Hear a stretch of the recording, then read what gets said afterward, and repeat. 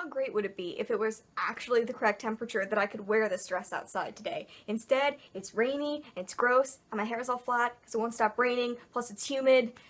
It's May! Hey guys, it's Cece, and today I'm here to do my April wrap-up. I can't believe it's May, since it doesn't look like it's May outside, and I'm super grumpy about that, but you know what? I read plenty of books in April, so we should just cover them and hope that in the future the weather will improve. Because I have way too many cute outfits that involve shorts for it to remain this cold outside. I wore a coat today. So, grand total in April, I read 2 graphic novels, I read 1 novelette, and I read 8 novels, grand total, overall. So, another really great reading month in April. I checked off every one of the books on my April TBR, as well as a few others, so I'm feeling very good about myself, and let's just jump in and talk about all of these books. The first one that I want to talk about is South of Sunshine by Dana Elmendorf. This is the first book that I read back at the beginning of April, and it was an arc that was sent to me by Albert Whitman and Company, and this book did already come out on April 1st. I did do a whole standalone review for this book, which you can go and check out. It was fantastic. This book follows a girl named Casey, and she lives in a small town in Tennessee, and she's always known she's gay, but she never could really accept that because she didn't feel she was in a place that would accept her for who she was, and then this new girl comes into town, and hey, she definitely likes this girl. This book is really fantastic, and for more of my thoughts on it, you can go and watch my standalone review, but suffice it to say, I gave it 4 out of 5 stars, and I definitely thoroughly enjoyed it. So now we're going to get to one that I was so disappointed about. I was so ready to love Black Iris by Leah Raeder, and unfortunately I didn't love it at all. So this book is a dark psychological thriller. I don't really want to explain the plot of it. The whole point, I would say, is to go in blind. You don't want to know what you're getting yourself into going in, but I hated this book. Here is my thing. Here's my problem with so many thrillers that I have tried to read. If a character has to constantly tell me how messed up in the head they are, they're not messed up. I don't believe them. It feels forced. It feels I hate when characters have to tell me over and over again how messed up they are, because that just doesn't feel authentic and it bugs me.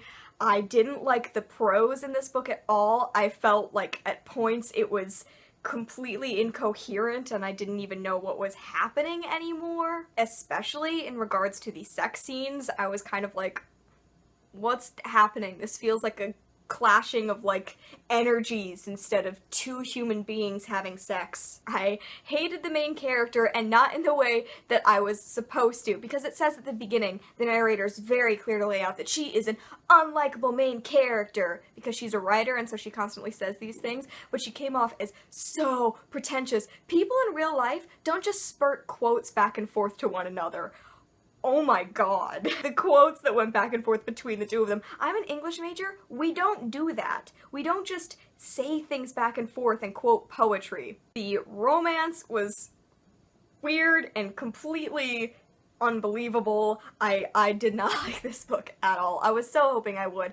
It had some good twists, but anyway, I unfortunately just absolutely did not like this book at all. Like I said, some good twists and stuff, but overall, no, I gave it 2 out of 5 stars. I spent way too long talking about that book, but I was really upset by it. The next book that I read that I want to talk about is Dig Too Deep, and this is by Amy Allgeyer. This is another arc from Albert Whitman and Company. Again, it has already come out. It came out on April 1st, and unfortunately this did not turn out as well for me as South of Sunshine did. It follows a girl named Liberty after her mother has just been put in prison for some kind of protest, and she goes and lives with her grandmother in this small town, and there are things that are very, very wrong with this small town, including the fact that the water is neon orange, and everyone else says that this seems totally fine, but she thinks that pollution is killing people in the town, and she's gonna get to the bottom of it. This is a young adult mystery, and unfortunately it fell into way too many YA mystery tropes.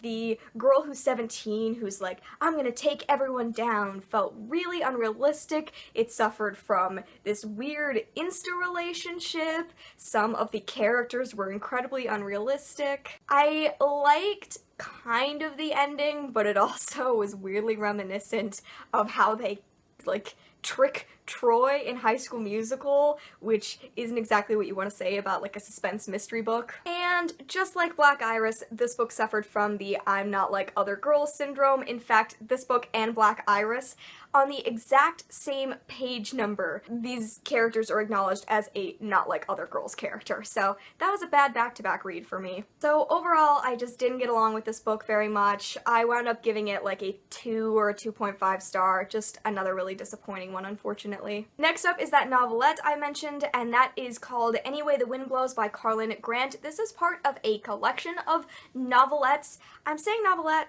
because according to Wikipedia, that is the length that this is. They're very, very short. I think it said like 15,000 words, which I know from fan fiction about how long that takes me to read. It's like a 45-minute thing, so factor that in to how you think about stuff. This is part of a collection called The Solitary Travelers, and it is a collection of novelettes that follow asexual or aromantic lead characters. And this was actually I really, really enjoyed this. It follows a girl named Callie, and she kind of goes from place to place and works as a farmhand, and then on this new job she meets this girl Jo, and they have a connection, not a romantic connection because Callie is both asexual and aromantic, but she just really gets along with Jo, and Callie's never really been able to connect with anyone that way before, so yeah, it's kind of all about that. What I most want to say about this novelette is that it made it obvious how incredibly easy it would be to just include asexual characters in books. It would be so easy. The 15,000 pages were not about explaining to everyone what asexuality means. There was like one paragraph where she was like, I'm asexual and aromantic, this is what that means. And the other character was kind of like, oh, cool, I didn't know there was a word for that, but awesome. Like, that easy, that simple. This was a really sweet ebook. I will leave a link below to where you can go and check it out. It's cheap, it's fantastic. I actually read it through NetGalley, but I thoroughly enjoyed it and I highly recommend it. More books with asexual lead characters. The next book that I want to talk about is Ready Player One, and this is by Ernest Cline. I finally read Ready Player One. Took me long enough, didn't it?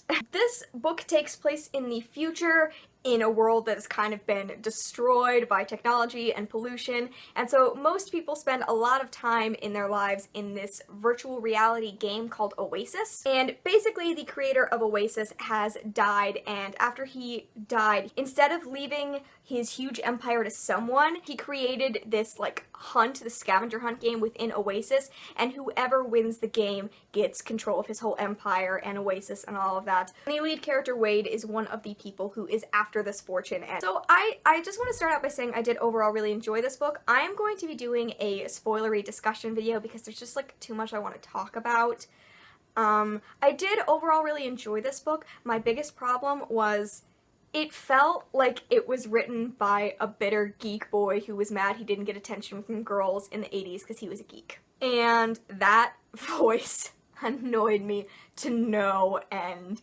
And it just made some of the female characters seem like prizes, or like it was so ridiculous to me that, you know, 2044, it's still weird for girls to be good at video games. Like, by 2044, we haven't advanced that much. Really? And my other main problem with it was sometimes I felt like the author was just trying to impress you by how much, like, 80s knowledge he knew, and so the references didn't feel authentic. It was just like, guess what? I knew this obscure thing from the 80s. So those are my two biggest problems. My spoiler discussion is mainly gonna cover the male main character as well as the female characters, because I just want to talk about some of my feelings with that. Overall, I gave it a 4 stars, but I think it was kind of an easy 4. I think I was being a little easy on it because I enjoyed the story once I was able to just step away and go, enjoy the way it's being told, don't focus on the annoying way it's handling gender. But yeah, those are my overall feelings, 4 stars, spoilery review to come, because I have things to say. After I read Ready Player One, I picked up a graphic novel, and that was Honor Girl by Maggie Thrash. I wish I had this graphic novel with me so I could show you the incredibly strange art style that is inside, because I was just not expecting it. This book is a memoir written by Maggie Thrash, and it basically follows her summer at camp, the summer that she kind of realized that she was gay, and It just has such beautiful summer camp vibes. It just, all of the activities, all the stuff, it was taking me back to when I was a Girl Scout. And you adjust to the art style really quickly, and then you get really sucked into the story, and it was a lot of fun to read. My main problem with this story was that it ended incredibly abruptly, which is what I've heard a lot of people say about it, and that was kind of unfortunate. But overall, because I really loved the vibe of summer camp, and I loved hearing Maggie's perspective, and I loved her exploration of herself at that time of her life, I did give it 4 out of 5 stars. I wish that it had more of a wrapped up ending, but I definitely thoroughly enjoyed this graphic novel. Next up, I read another graphic type book, and that was the Grimm's Fairy Tales Selected Stories illustrated by Yann Legendre. This was a gift from Janelle, and I just wanted to kind of read a story a day for a while. Check this out, because I adore the Brothers Grimm, and I adore Grimm's Fairy Tales. This book just has some truly fantastic art. I love so many of the images inside, and it just made it really fun. There were some stories I knew, some that were new to me, and I really enjoyed seeing the Grimm's Fairy Tales illustrated this way, and it made them tons of fun to read. But I will say that my favorite story remains Cinderella. I love Grimm's Cinderella. It's so dark and it's fabulous, and overall I gave this 4 out of 5 stars as well. After that, I have another book that I did a full spoiler-free review for that you can go and check out, and that was Jerkbait by Mia Siegert. This is another arc. It comes out on May 10th, so you can go and check it out. It follows identical twins Robbie and Tristan, and they are both involved in hockey, but near the beginning you find out that Robbie tried to kill himself, and so Tristan has to kind of adjust to this, because as it turns out, the reason that Robbie is suicidal is that he is gay and involved in hockey, and that is just not an accepting world that he sees himself in. I had some issues with the way that the story was told overall, namely that it was from the perspective of the straight twin instead of the gay twin, and I was much more interested in hearing from Robbie's perspective than Tristan's, but you can go and see a lot more of my thoughts over in my review. I wound up giving this book a 3 to a 3.5 out of 5 stars. Overall, I was hoping I would really love it. It had some good things to say, but I didn't adore the execution of it, unfortunately. My favorite book that I read this month was definitely The Color Purple by Alice Walker. This is one that I just threw on here because I am going on Wednesday, I think, into the city to hopefully see the stage production of it on Broadway, which is very exciting. This book follows the story of these two sisters in the 1930s, I think, is when it takes place. It takes place over a huge period of time, so I'm not exactly remembering when it was. But they are black, and they are dealing with a lot of these different things, and one of the main characters, Celie, is a lesbian, and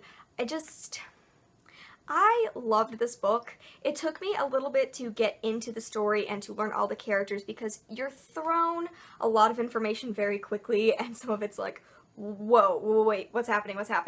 But once I got into it, I totally fell in love with Celie and with just all of the characters in general. And for most of the book, I was worried about how it was going to end because, you know, black lesbian in the early 1900s, I was very concerned.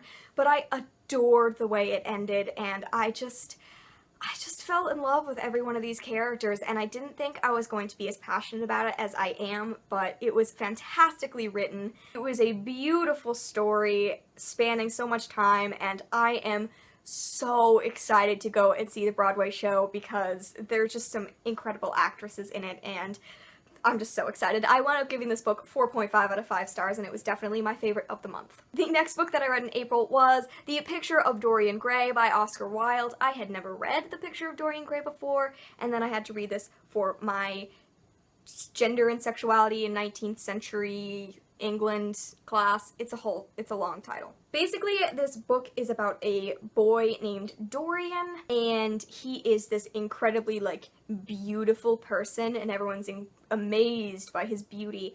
And then this guy paints him, and there's some weird stuff that happens to the painting.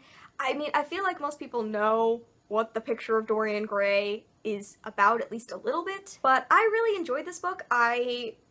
I don't know why I haven't picked up more Oscar Wilde, because The Importance of Being Ernest is one of my all-time favorite plays. I've seen it numerous times. I love the movie with Colin Firth, and I just in general love the way that Oscar Wilde writes in that play, and it was so cool because it was present in this book as well, but in a much darker way, because The Importance of Being Earnest is a comedy and this is a bit darker. But overall, I completely adore the writing, and the story was so bizarre, but I felt thoroughly sucked into it, and I definitely really enjoyed this. I think I wound up giving it 4 out of 5 stars. It was just a thoroughly enjoyable story, and I feel like I'll be rereading it somewhere down the line. And now, unfortunately, I have to wrap up this month with a disappointing read. The final book that I read in April was Night Film by Marisha Pessl. This book is a thriller, it is a murder mystery, and that's pretty much all you want to know going in. It is told somewhat through, like, alternative format. There are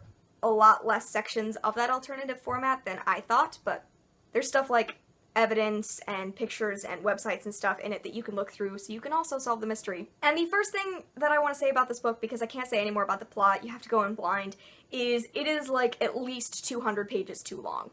This is a 600-page mystery thriller, and you cannot maintain that thrillery aspect for 600 pages. You can't keep me in suspense for 600 pages. You're gonna lose it somewhere, and this book lost it fairly often. Also, I hated the end of this book. I was furious.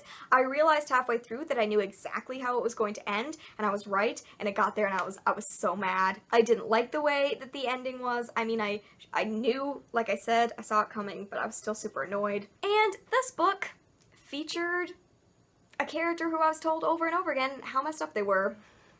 And as we've established, that just gets, like, laughable to me after a point. If I'm told over and over again how dark a person is, there just comes a point when I'm gonna laugh at it because you're trying to convince me so hard. The mystery was going somewhere really cool in the middle, and some of the parts were, like, really well written, and I was in a lot of suspense. There is a particular section, it is a section, if you've read the book, where you no longer get chapter numbers, it's just little stars. That was so creepy and suspenseful, and stuff like that was really well written. But overall, it was, like, a huge disappointment for me, and I don't know, I was leaning towards 3 stars, but maybe a 2.5. I was just so disappointed overall in this book. I just want to read a good thriller again, and I was so annoyed that this fell so flat. Okay guys, there you go. This has been yet another ridiculously long wrap-up featuring me and my books. If you have any opinions on these books, please let me know what they are down below. I'd be happy to talk about them with you. And let me know what your favorite book was that you read this month as well. Thank you so much for watching, and I will see you in another video very soon. Bye!